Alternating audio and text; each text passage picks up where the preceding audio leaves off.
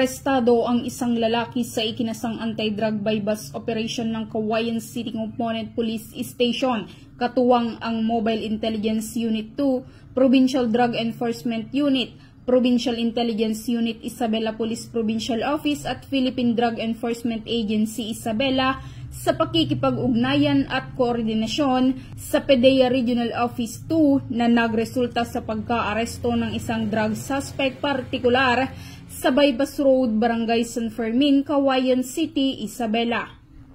Kinilala ang suspect na si alias Lito, may asawa, walang trabaho at residente ng San Mateo, Isabela, matapos itong magbenta ng isang pirasong small heat sealed transparent plastic sachet na naglalaman ng white crystalline substance na hinihinalang shabu. Sa isang pulis na nagsilbing pusher buyer, bukod pa rito, nakumpiska rin sa suspect ang isang piraso ng genuine 1,000 peso bill bilang bypass money, isang unit ng bluish black Android phone Realme at isang piraso ng NPC certificate at isang unit ng KEP Keyway kulay itim na may plaka at susi.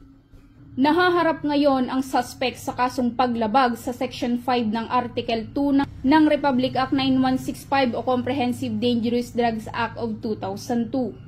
Samantala, sa likod ng matagumpay na operasyon, ang Isabela Cops katuwang ang iba't ibang ahensya ay patuloy na mas pinaigting ang kampanya laban sa iligal na droga upang mapanatili ang kapayapaan at kaayusan sa buong rehiyon. Mula dito sa lalawigan ng Isabela, ako ang inyong Police News Network Correspondent, Patrolwoman Wendy Singson, alagad ng batas, tagataguyod ng Balitang Pulis.